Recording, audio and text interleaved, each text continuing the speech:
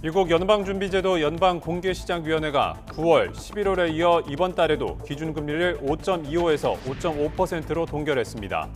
내년 말 기준금리 수준은 4.6%로 제시해 내년도 3차례가량 기준금리 인하를 시사했습니다.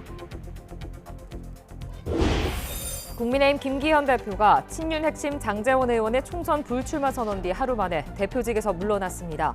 일단 윤재욱 원내대표가 당을 이끌어가게 됐는데 비상대책위원회 설치가 유력하다는 전망이 나옵니다. 연일 이재명 대표 체제의 더불어민주당을 비판하는 이낙연 전 대표가 신당 창당을 공식화했습니다. 친명계 의원들은 당 원로급 인사가 자기 중심적 정치를 한다며 거센 비난을 이어갔습니다. 검찰이 더불어민주당 전당대회 돈봉투 살포 의혹의 정점으로 꼽히는 송영길 전 대표에 대한 구속영장을 청구했습니다. 송 전 대표는 반박 기자회견을 열겠다며 치열한 신경전을 예고했습니다. 유엔 기후변화협약 당사국 총회 COP28에서 2주 동안의 협상 끝에 합의한 도출이 이루어졌습니다. 화석 연료로부터의 전환이라는 표현을 넣기로 한 건데 최대 쟁점이었던 화석 연료 퇴출은 결국 빠졌습니다. 오늘은 전국이 흐리고 비가 내리겠습니다. 내일까지 수도권과 영동 북부, 영서 등에는 100mm가 넘는 호우가 쏟아지겠고 강원 산간에는 많은 눈이 예상됩니다. 여러분 안녕하십니까? 12월 14일 굿모닝 YTN 2부 시작합니다. 미국 중앙은행인 연방준비제도가 올해 마지막 회의에서 금리를 또다시 동결했습니다. 금리 인상을 멈춘 연준은 내년엔 3차례 금리 인하가 가능할 것으로 예상했습니다. 뉴욕 증시는 크게 환호했는데요. 미국 현지 연결합니다. 권준기 특파원. 네, 워싱턴입니다.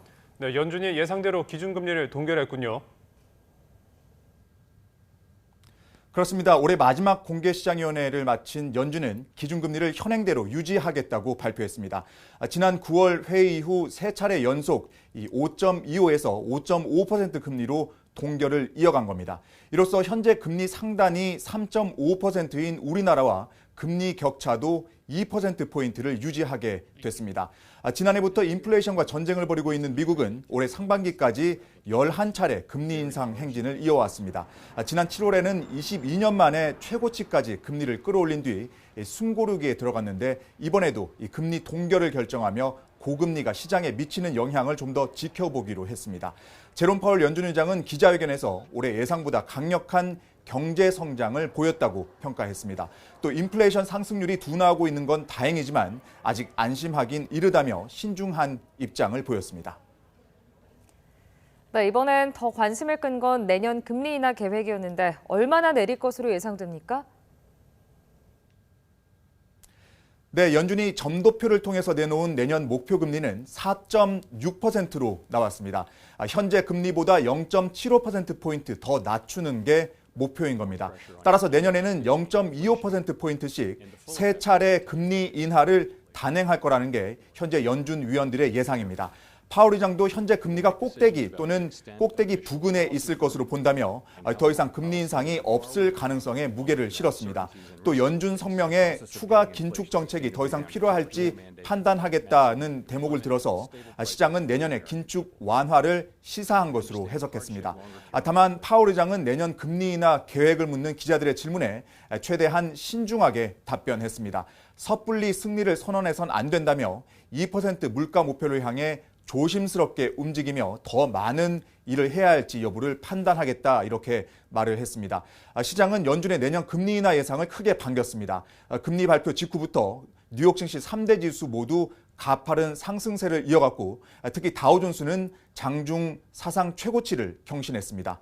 지금까지 워싱턴에서 YTN 권중기입니다. 네, 한국과 네덜란드가 반도체 동맹을 약속했죠. 윤석열 대통령은 세계 최고의 초격차를 만들겠다고 밝혔습니다. 윤 대통령은 정상 외교에 이어 헤이그 특사로 대표되는 항일의 아픈 역사가 담긴 곳을 잇따라 방문했습니다. 암스테르담에서 권남기 기자입니다. 윤석열 대통령과 네덜란드 마르크 루이터 총리, 나란히 선 두 정상은 한 목소리로 반도체 분야 협력을 강조했습니다. 양국의 전략적 동반자 관계를 바탕으로 정부와 기업, 대학을 아우르는 반도체 동맹을 구축하겠다고 천명했습니다. 삼성과 SK 등 반도체 제조 강국인 한국과 ASML을 통해 첨단 제조 장비를 독점한 네덜란드 간 협력을 반도체 전 분야로 확산하겠다는 겁니다. 윤 대통령은 한 발 더 나가 넘볼 수 없는 반도체 세계 최고를 동맹 목표로 제시했습니다. 중요한 과학기술적인 문제들에 대해서 함께 논의하고 해결하고 정보를 긴밀하게 공유한다는 그런 뜻입니다. 저희들의 목표는 한국과 네덜란드가 반도체 분야에서 세계 최고의 초격차를 네덜란드가 반도체 동맹을 공동성명에 명시한 건 처음이라는 게 대통령실 설명인데 대만 등 경쟁국들보다 협력 수준이 높다는 걸 강조한 것으로 보입니다. 모두 20개 항의 공동성명에서 양국은 외교, 산업 장관급 2+2 대화체 신설과 같이 경제 안보와 군사, 문화 등 전방위 협력을 약속했는데 네덜란드 총리는 이를 전대미문이자 윈윈이라고 표현했습니다. Is really bringing this to a level I have not seen before with Korea. 정상 외교를 마친 윤 대통령은 116년 전 만국 평화회의가 열렸던 리더잘과 유럽 내 유일한 독립운동 기념장소인 이준열사 기념관을 찾았습니다. 을사늑약의 부당함을 알리려 파견된 헤이그 특사 3명이 문전박대당하고 이후 이 열사가 순국한 아픈 역사가 담긴 곳들로 모두 우리 정상으로선 첫 방문입니다. 대통령실은 이번 3박 5일 국빈 방문을 계기로 경제에서 국방까지 양국의 전략적 동반자 관계가 한층 더 강화됐다고 평가했습니다. 암스테르담에서 YTN 권남기입니다. 친윤 핵심 장제원 의원이 총선 불출마를 전격 선언한 이후 거센 거취 압박을 받은 국민의힘 김기현 대표가 결국 당대표직에서 물러났습니다. 모든 책임은 자신의 몫이라며 당원의 한 사람으로서 총선 승리에 이바지하겠다고 밝혔습니다. 먼저 강민경 기자의 보도입니다. 장제원 의원의 결단 이후 이틀 연속 잠행을 이어가던 김기현 대표가 SNS를 통해 대표직 사퇴를 선언했습니다. 지난 3월 장 의원과의 이른바 김장 연대를 부각하며 당권을 잡은 지 9개월여 만입니다. 김 대표는 당이 처한 모든 상황에 대한 책임은 자신의 몫이라며 더는 본인의 거취 문제로 당이 분열되어서는 안 된다고 강조했습니다. 이제 당원의 한 사람으로 돌아가 내년 총선 승리를 돕겠다고 했습니다. 김 대표를 향한 거취 압박은 서울 강서구청장 보궐선거 참패 이후부터 고개를 들었습니다. 이후 출범한 이뉴한 혁신위와의 갈등, 반등 기미를 보이지 않는 당 지지율도 발목을 잡았습니다. 여기에다 서울서 6석만 우세라는 내부 판세 분석까지 알려지며 수도권 위기론에 불이 붙었고 장 의원의 용퇴는 결정타가 됐습니다. 저는 22대 국회의원 총선에 출마하지 않겠습니다. 역사의 뒤편에서 국민의힘의 총선 승리를 응원하겠습니다. 김 대표가 자리를 내놓으면서 집권 여당은 윤재옥 원내대표 권한 대행 체제로 전환됐습니다. 윤 원내대표는 어려움에 빠진 당 상황을 지혜롭게 정리하기 위해 구성원들의 뜻을 모아가겠다는 입장을 내놓았습니다. 중진 의원들의 의견을 수렴하고 또 내일 그 최고위원회가 있는 날이니까 최고위원 회의도 정상적으로 개최해서 김기현 대표는 대표직 사퇴와 함께 거론되던 총선 불출마 여부에 대해서는 따로 언급하지 않았습니다.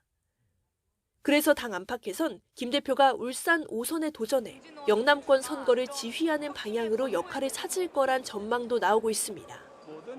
YTN 강민경입니다. 장제원 의원에 이어 김기현 대표까지 용퇴를 선언하면서 당 핵심 희생론의 불씨가 되살아났지만 다른 친윤계 중진 의원들은 침묵을 이어가고 있습니다. 김 대표의 전격 사퇴로 넉 달이 채 안 남은 총선을 집권 야당이 어떤 지도체제로 치르게 될지에도 관심이 쏠리고 있습니다. 조성호 기자입니다. 장제원 의원의 불출마 선언과 김기현 대표의 사퇴로 이제 여권 안팎의 시선은 다음 타자가 누구냐에 집중되고 있습니다.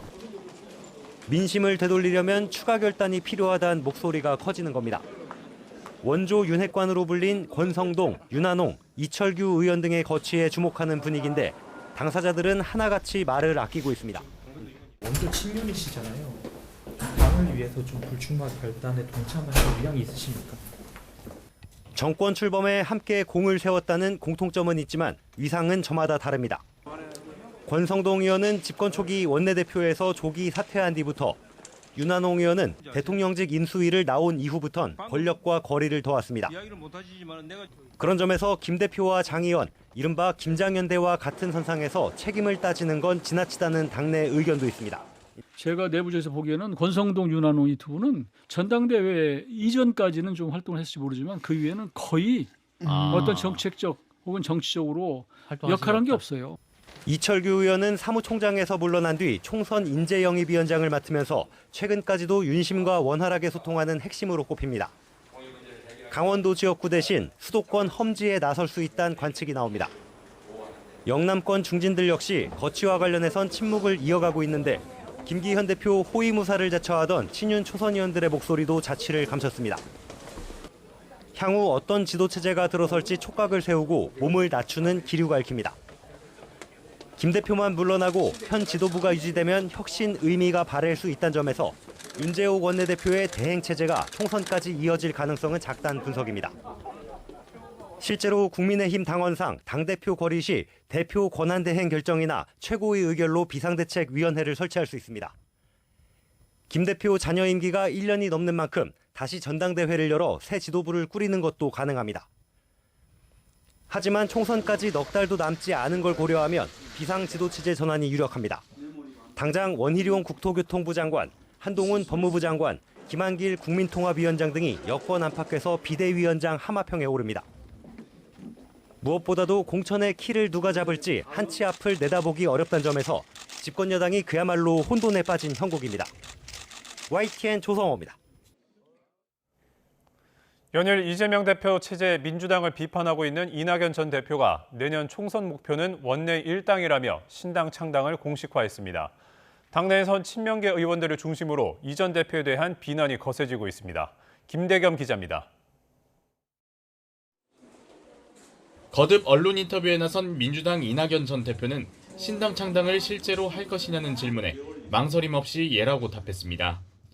절망하는 국민께 작은 희망이나마 드리고 말동무라도 되드리겠다는 방향은 확실하다며 신당 창당을 사실상 못 박았습니다. 욕심대로라면 제1당이 목표이고 내년 총선에서 제3의 신당이 얼마나 약진할 것이냐가 큰 변수가 될 거란 전망까지 내놨습니다. 다른 제3지대 인사인 금태섭, 양영자 등 전 현직 의원과의 연대가 바람직할 거라고 밝힌 것도 결국 이들 세력의 규모가 신당 성패의 가늠자가 되리란 분석 때문으로 보입니다.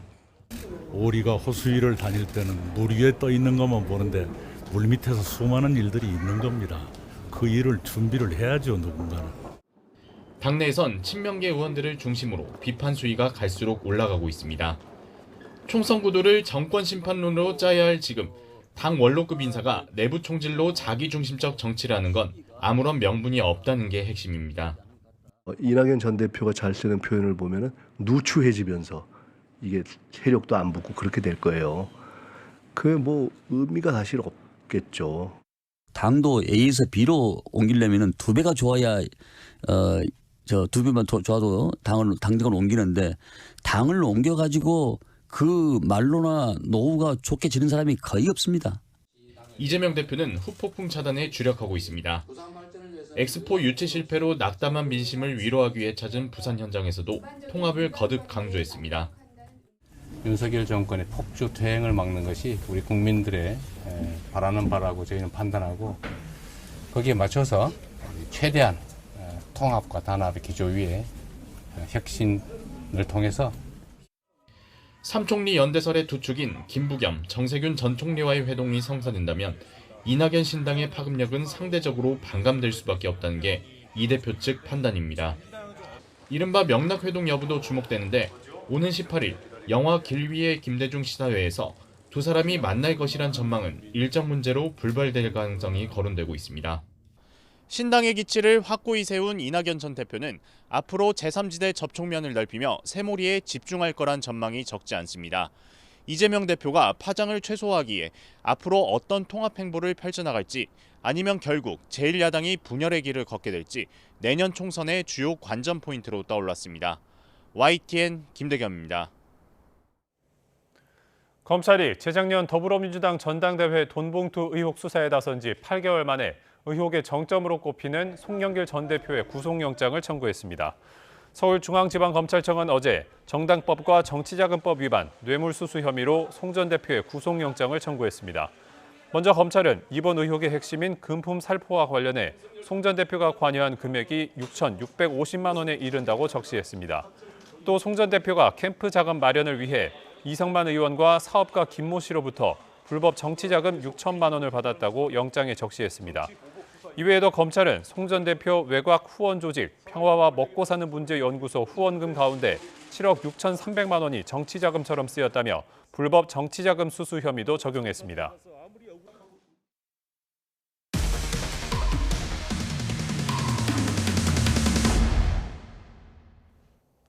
대전에서 한 살 된 아이를 수차례 때려 숨지게 한 사건을 YTN이 연속해 보도해드리고 있는데요.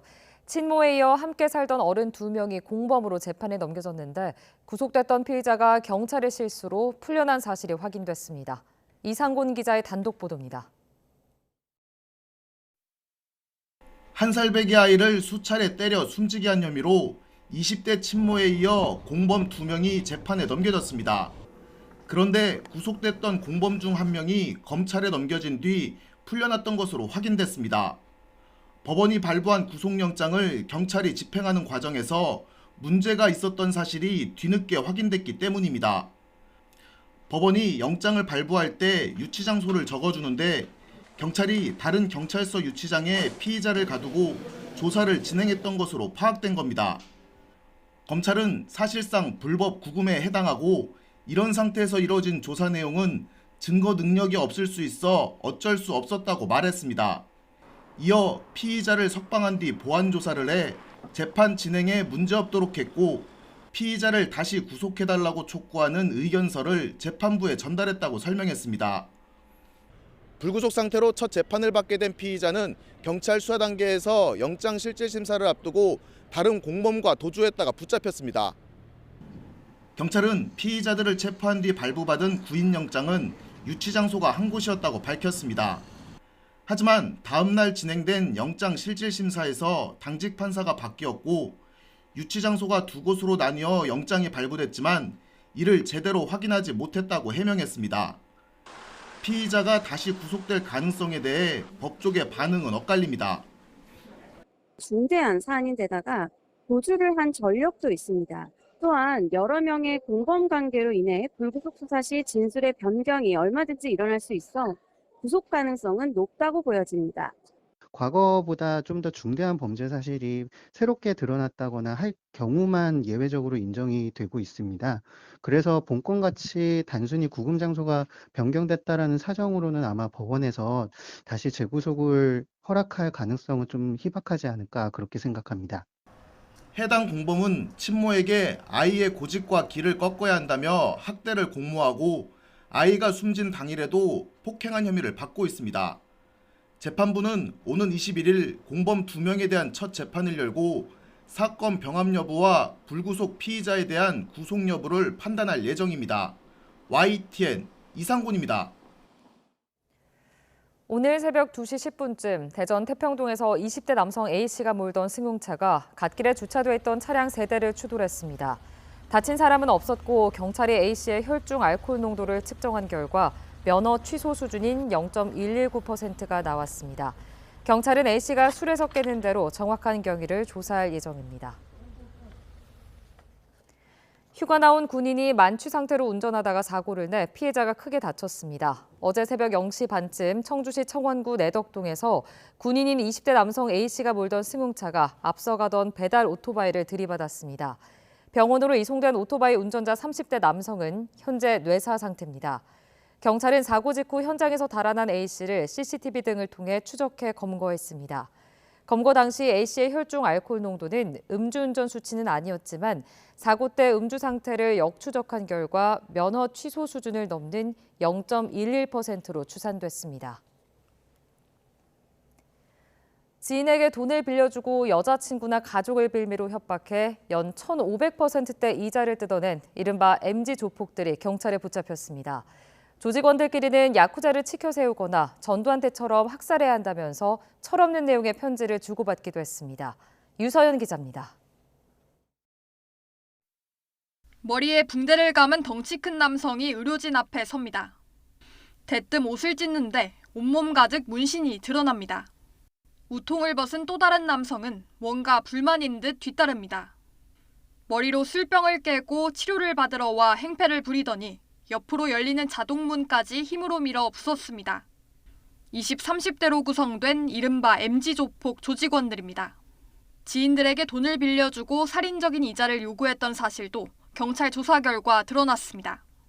최대 연 1,500%에 달하는 이자를 뜯어냈는데 여자친구를 섬에 팔아버리겠다고 협박하거나 부모까지 찾아가 위치를 캐물은 것으로 확인됐습니다. 협박에 못 이겨 극단적인 선택을 시도한 피해자도 있었습니다. 해동을 하면서 자기들끼리 범죄 정보를 공유하고 그런 걸 보통 또래 모임 집단을 소위 말하는 MG조폭이라고 말을 하는 거거든요. 휴대폰을 끄고 잠적했는데 저희가 끈질기게 추적해서 검거하게 되었습니다. 조직원들끼리 주고받은 편지에선 일본 야쿠자를 숭배하고 일반인을 하등 생물이라며 으스댔습니다. 광주 민주화 운동을 언급하면서 전두환 때처럼 학살해야 한다는 철없는 말도 쏟아냈습니다. 경찰은 폭력행위 처벌법 위반 혐의 등으로 불법 대부업을 한 4명을 전부 구속했습니다. 또 서민을 대상으로 하거나 조폭과 연계된 모든 범죄에 엄중하게 대응하겠다고 강조했습니다. YTN 유서연입니다. 서울에 있는 고층 아파트에서 창밖으로 치킨을 던져 행인을 다치게 한 초등학생이 경찰에 붙잡혔습니다. 서울 양천경찰서는 아파트에서 치킨을 던져 행인을 다치게 한 초등학생 A군을 검거했습니다. A군은 지난 10일 오후 4시 반쯤 목동에 있는 고층 아파트 단지에서 치킨을 던져 30대 남성을 다치게 한 것으로 조사됐습니다. 피해자는 떨어진 치킨 조각에 맞아 눈과 코 주위에 상처가 나는 등 전치 2주의 부상을 입은 것으로 파악됐습니다. A군은 친구와 부모님 몰래 치킨을 시켜 먹다가 들킬까 두려워 밖으로 던진 것으로 전해졌습니다. 경찰은 A군이 촉법 소년에 해당하는 14살 미만이라 형사 입건은 하지 않을 예정입니다. 라쿤이나 미어캣 등 희귀한 동물을 도심에서 볼 수 있어 인기인 야생동물 카페가 오늘부터 불법이 됩니다. 동물학대 논란이 일면서 동물원으로 허가받은 시설에서만 전시할 수 있도록 법이 바뀐 건데 업주들의 생계 타격 등 풀어야 할 숙제가 남아 있습니다. 임혜진 기자입니다. 왈라비가 폴짝폴짝 뛰어다니며 손바닥에 있는 먹이를 냉큼 받아먹습니다. 흔히 접하기 어려운 동물을 도심에서 체험할 수 있어 인기를 끈 야생동물 카페입니다. 그런데 이제 이런 시설이 모두 불법입니다. 야생동물 카페 등 동물원으로 등록되지 않은 시설에서 야생동물을 전시하면 2년 이하의 징역이나 2천만 원 이하의 벌금을 물 수 있습니다. 다만 기존 동물 카페 운영자는 신고를 하면 4년 동안 단속이 유예됩니다. 그렇더라도 야생동물에게 먹이를 주거나 만지는 등 체험 활동은 금지됩니다. 일각에서 야생동물 체험이 동물 학대라는 주장이 끊이지 않고 일부 업체가 동물들을 열악한 환경에 방치해 논란이 되면서 규제가 강화된 겁니다. 업주들은 당장 생계에 타격을 입게 됐다고 호소합니다. 앞으로 운영을 계속하려면 동물원으로 허가를 받아야 하는데 수의사 등 갖춰야 할 요건이 많아 문을 닫을 수밖에 없다는 겁니다. 카페다 보니까 좀 더 가까이서 동물들하고 이렇게 교감을 할 수 있는 그런 공간인데 그게 이제 아예 차단이 되니까 많이 아쉽죠. 만약에 해야 되는 동물원으로 바꿔서 하던가 아니면은 그냥 뭐 시골에 땅을 사서라도 끝까지 책임집니다.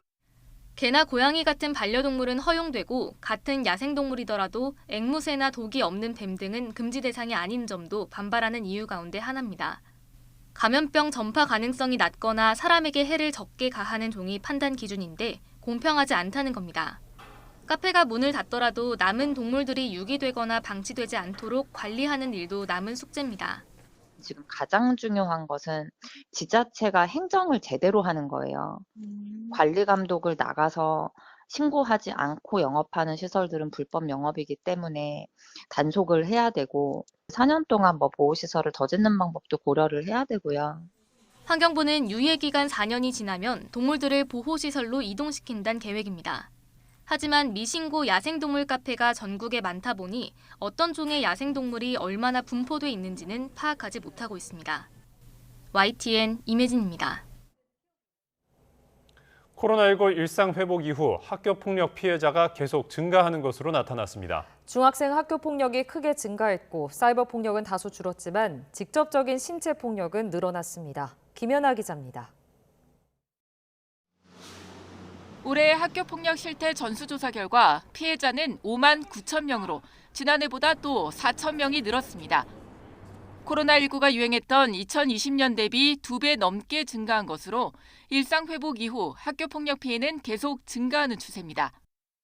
초등학생과 중학생 학교 폭력 피해자가 전체의 93.4%에 달하고 중학생은 피해 응답률이 가장 빠르게 상승하는 등 학교 폭력의 저연령화 현상도 뚜렷합니다.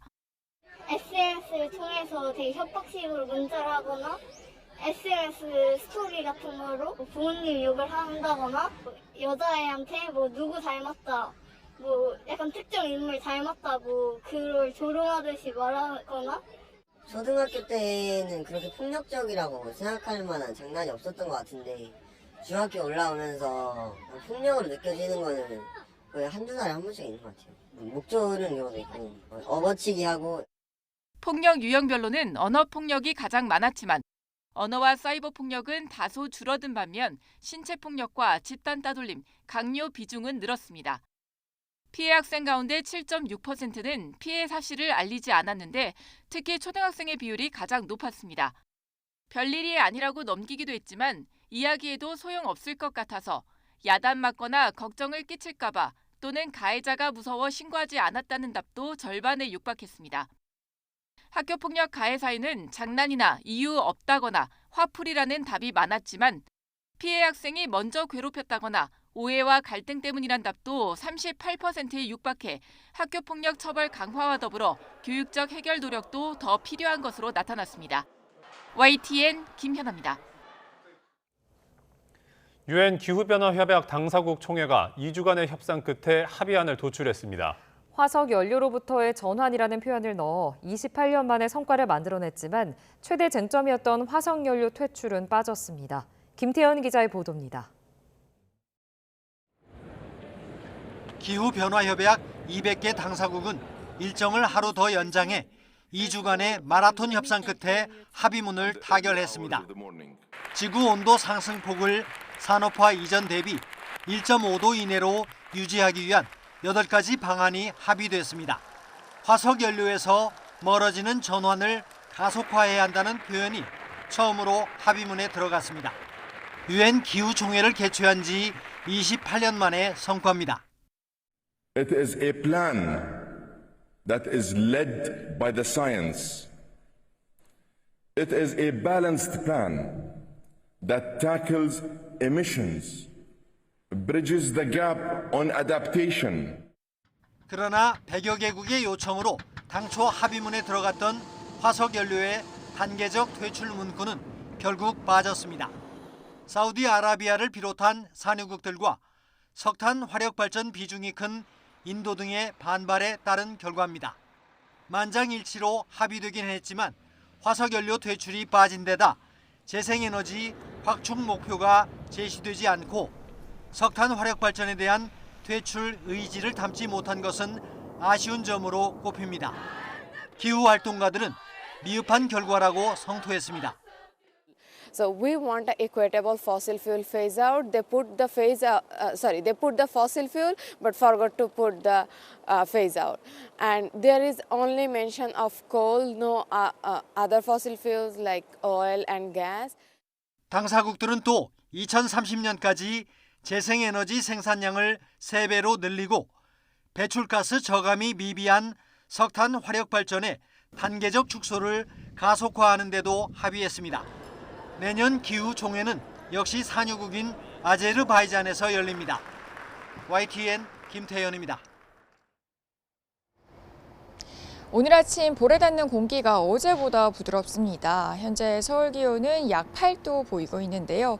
어제 같은 시각보다 5도가량 높아서 오늘 출근길 큰 추위는 없겠습니다. 다만 오늘 전국 곳곳에 비 소식이 있습니다. 겨울비치고는 굉장히 많은 양인 최고 100에서 120mm의 비가 예보됐으니까요. 오늘 아침 출근길에는 우산 꼭 챙겨주셔야겠습니다. 현재 레이더 화면부터 살펴보겠습니다. 경기와 강원 북부 등 서쪽 일부 지역에만 약한 비가 오고 있는 모습입니다. 비구름은 앞으로 점차 확대해서 오후에는 전국을 뒤덮겠는데요. 이번 비는 내일까지 계속되다가 내일 저녁 서쪽 지방부터 차차 소강 상태에 들겠습니다. 내리는 양은 영동 북부에 많게는 120mm 이상, 경기 남동부와 영서 남부, 충북, 경북 북부, 그리고 제주 산간에 최고 100mm 이상의 큰 비가 쏟아지겠고요. 서울 등 수도권에도 많게는 80mm의 비가 오겠습니다. 이미 많은 눈이 내린 강원 산간에는 또다시 최고 30cm의 폭설이 예보된 만큼 피해 없도록 각별히 주의하셔야겠습니다. 현재 기온 살펴보면 어제 같은 시각보다 3도에서 7도 높아서 큰 추위는 없습니다. 현재 서울 기온 8.3도, 대전 9.1도, 부산은 10.9도 보이고 있고요. 한낮에도 흐리지만 예년보다 온화하겠습니다. 오늘 서울 낮 기온 9도, 광주 14도, 대구 12도 예상됩니다. 주말인 모레 또다시 눈이나 비가 가끔 오겠고요. 비가 그친 뒤 휴일에는 서울 아침 기온이 영하 11도까지 급락하겠습니다. 갑작스런 맹추위에 전국 곳곳에는 한파특보가 내려질 전망입니다. 당분간 동해안을 중심으로는 너울성 파도가 높게 일겠습니다. 해안가 안전사고가 발생하지 않도록 각별한 주의가 필요하겠습니다. 지금까지 서울 상암동에서 YTN 고은재입니다.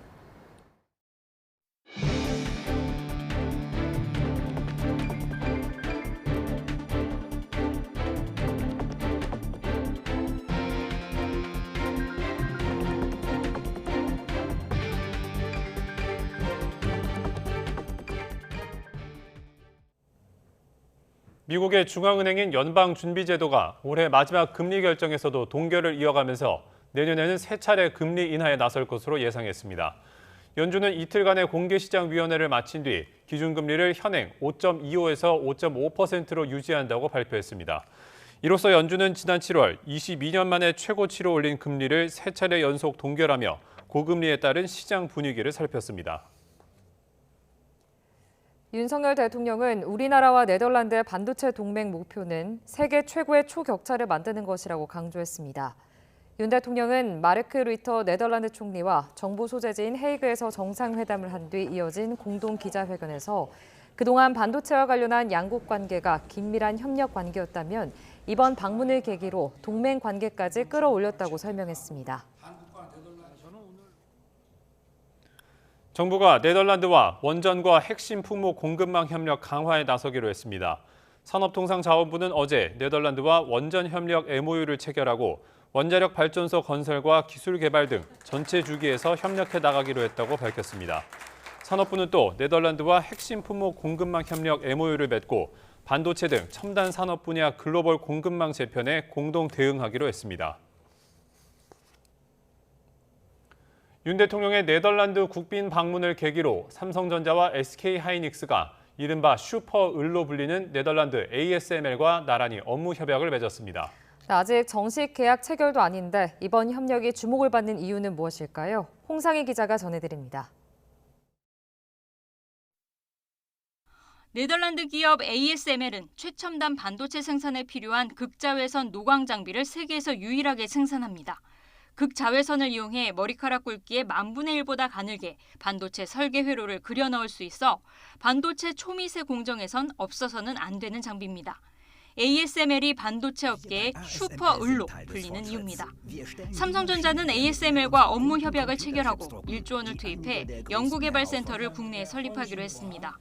윤석열 대통령의 국빈 방문을 계기로 성사됐는데 ASML이 해외에 R&D 센터를 설립하는 건 이번이 처음입니다. 이번 협약에 따라 최첨단 메모리 개발에 필요한 차세대 EUV 양산 기술을 조기에 확보할 수 있을 것으로 보입니다. 네덜란드는 반도체 장비 부분에서 강국이고 우리나라는 메모리 반도체하고 그다음에 파운드리 이런 분야의 이제 강국입니다. 그 초미세 그 반도체 기술을 조기에 개발해서 그 기술 경쟁에서 우위에 설 수 있는 그런 기반을 마련했다라고. SK하이닉스도 ASML과 업무 협약을 맺고 극자외선 노광 장비에 사용할 수소가스를 재활용하는 기술을 공동 개발하기로 했습니다. 상용화되면 EUV 한 대당 전력 사용량을 20% 감축할 수 있습니다.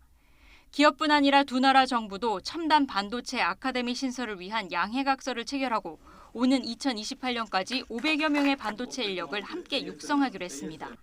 아카데미가 신설되면 우리나라 반도체 전공 대학원생과 기업 연구진들이 ASML 본사와 에인트호벤 공대에서 EUV 노광 장비 등 첨단 장비 운영 노하우와 기술 역량을 키울 수 있을 것으로 기대됩니다. YTN 홍사입니다. 김기현 대표의 사퇴로 대표직 공석 사퇴를 맞은 국민의힘이 오늘 당내 3선 이상 중진 의원들이 참여하는 연석회의를 열고 수습 방안을 논의합니다.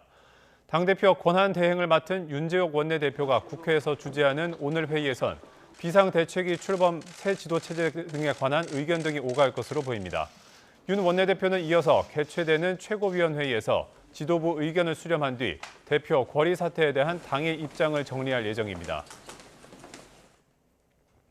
더불어민주당 이낙연 전 대표는 욕심대로라면 내년 총선에서 원내 일당이 돼야 혼란에 빠진 대한민국의 대안이 될 것이라며 사실상 신당 창당을 공식화했습니다.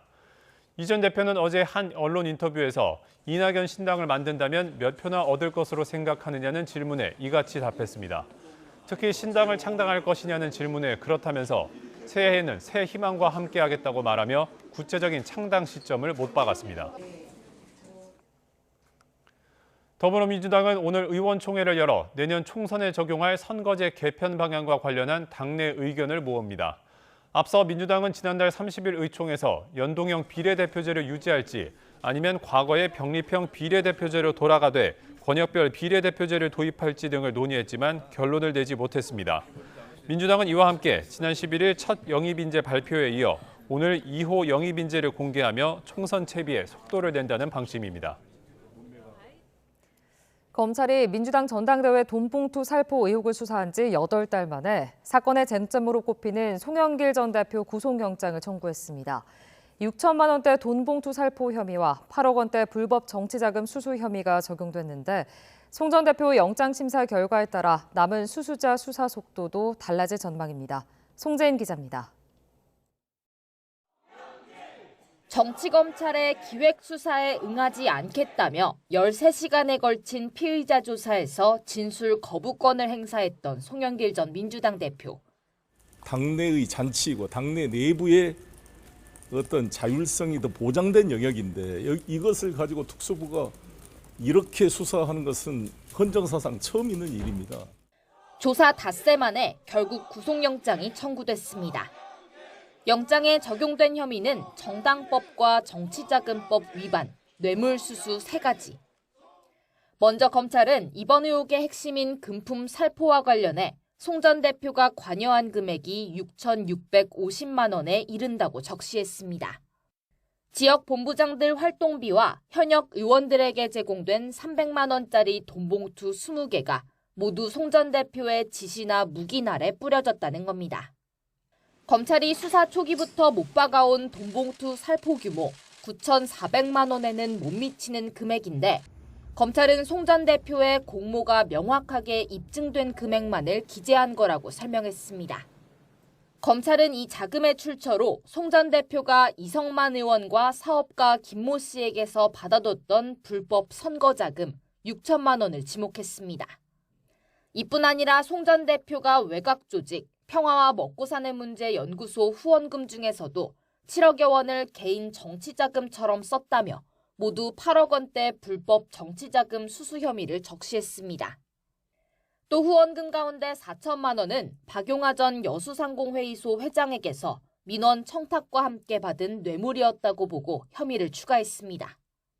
검찰은 송 전 대표가 대의민주주의의 근간을 훼손하는 범행으로 집권여당의 대표로 선출된 데다 지위를 이용해 기업가들과 유착까지 한 만큼 구속 수사가 불가피하다는 입장입니다. 반면 혐의를 전면 부인한 송 전 대표는 유튜브로 공개 반박 기자회견을 열겠다며 영장 심사에서 검찰과 치열한 신경전을 예고했습니다. 구속을 시키려고 그러든지 기소를 할 텐데 저는 구속영장 청구하면 저는 기각시킬 자신이 있고 그거는 법정 공방 끝에 검찰이 송 전 대표 신병 확보에 성공할 경우 수수 의심 의원 수사에도 더욱 속도가 붙을 전망이라 파장은 더욱 커질 것으로 보입니다. YTN 송재인입니다. 대통령 직속 국가교육위원회가 2028학년도 대입제도 개편안 결정을 앞두고 진통을 겪고 있습니다. 국교위 대입제도 개편 특별위원회에 참여한 위원 6명은 어제 정부 서울청사에서 기자회견을 열고 수능 전 과목 절대평가 도입을 골자로 한 대입 개편 시안 의견서를 공개했습니다. 또 주요 대학 정원의 40%를 정시로 모집하는 규제를 없애고 고교 3학년 2학기 정상화를 위해 수시와 정시를 통합해야 한다고 요구했습니다. 내년 상반기 필수 의료 분야 전공의 미달 사태와 관련해 정부와 의사단체가 전공의 근무 환경을 개선한다는 기본 방향에만 합의했습니다. 어제 열린 제21차 의료현안협의체에서 정부와 의사협회는 연속 근무 시간 등 근무 여건 개선과 전문의 중심의 병원 인력 운영, 수련 과정과 지도 전문의 체계 내실화 등 정책을 추진하기로 뜻을 모았습니다. 하지만 의대 증원 문제 등을 두고는 입장차를 좁히지 못했습니다.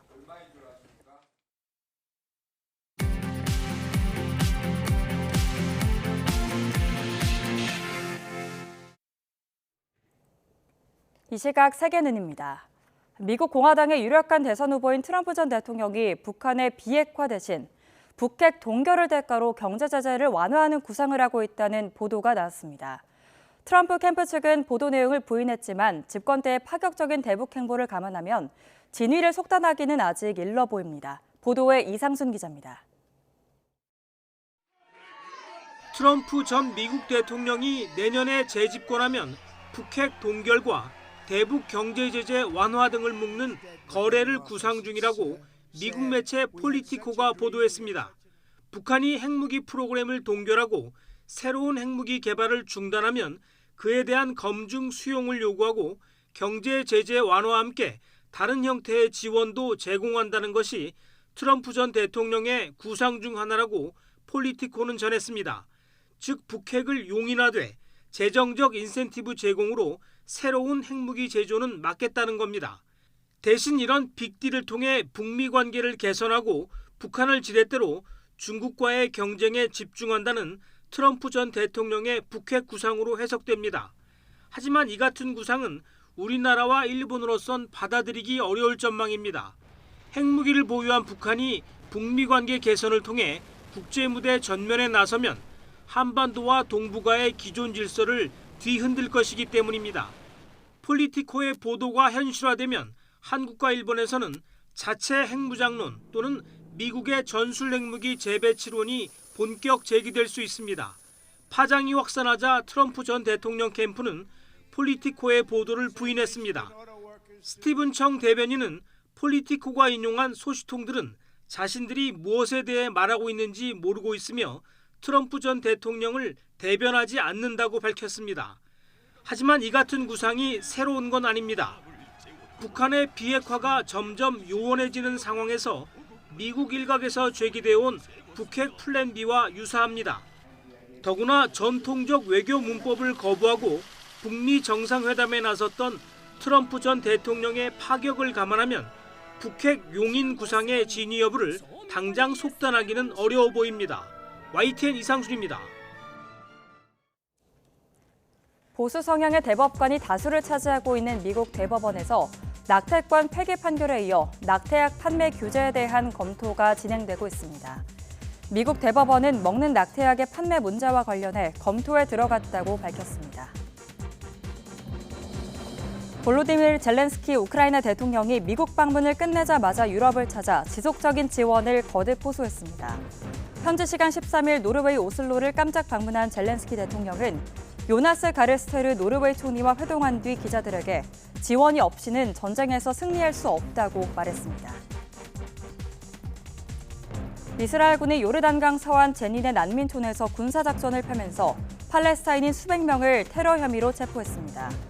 이스라엘군은 제닌에서 테러 조직이 폭발장치 제조에 사용하는 작업실 6곳과 폭발물 다수, 땅굴의 입구와 또 이스라엘군 기동에 대한 정찰에 사용되는 워룸 4곳 등을 파괴했다고 밝혔습니다. 제28차 UN 기후변화협약 당사국 총회에서 지구온난화의 주범인 화석연료에서 벗어나는 탈화석연료 전환에 대한 합의가 극적으로 타결됐습니다. 이는 1995년 UN 기후총회를 시작한 지 28년 만의 성과입니다. 당사국은 또 2030년까지 재생에너지 생산량을 3배로 늘리고 배출가스 저감이 미비한 석탄 화력 발전의 단계적 축소를 가속화하기로 합의했습니다. 지금까지 이 시각 세계는이었습니다.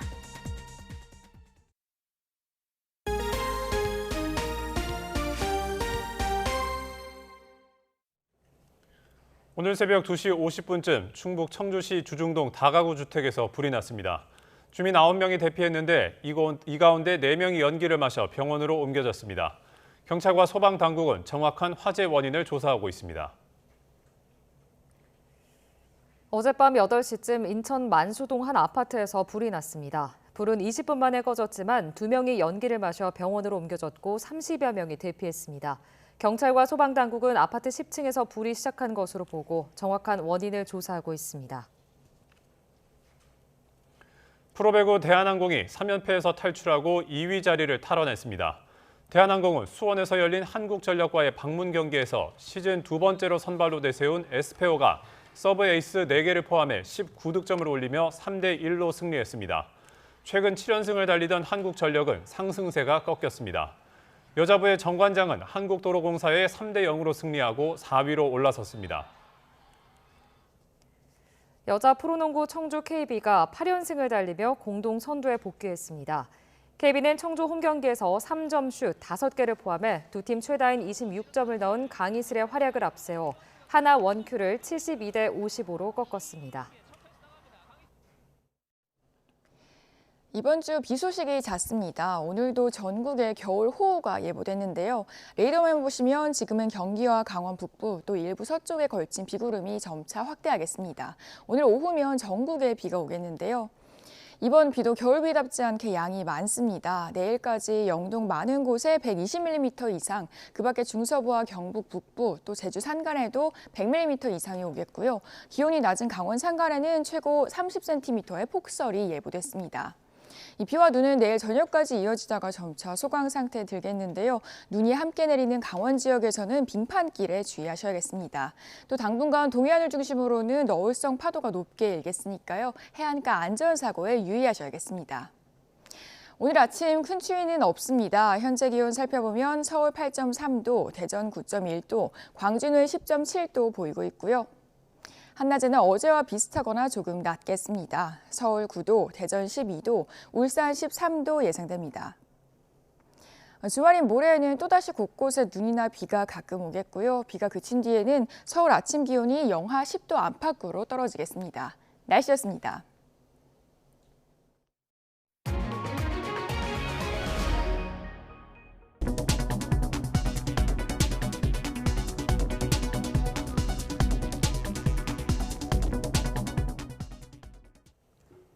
굿모닝 YTN 2부 마칩니다. 잠시 후 6시 50분 3부에서 뵙겠습니다.